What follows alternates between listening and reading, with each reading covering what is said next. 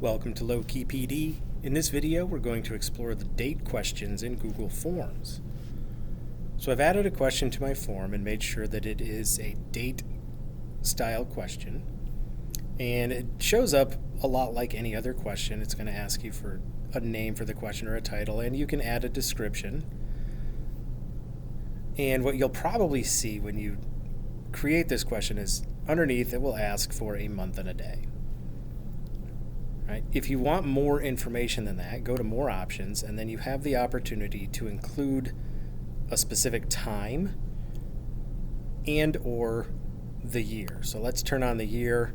Maybe we don't need the time, but if we did need the time, we could certainly add that to the question and the user could fill that in as well. So I'm asking for a date and a month, a day, and a year, and whatever information I need them. Maybe they're telling me what their birthday is, whatever.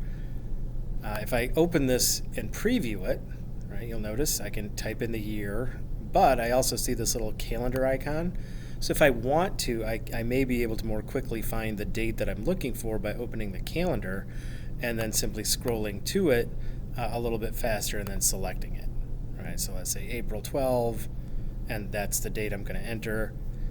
So you can collect date information either with a month and a day, or a month and a day and a year, or if necessary, month, a day, a year, and a specific time.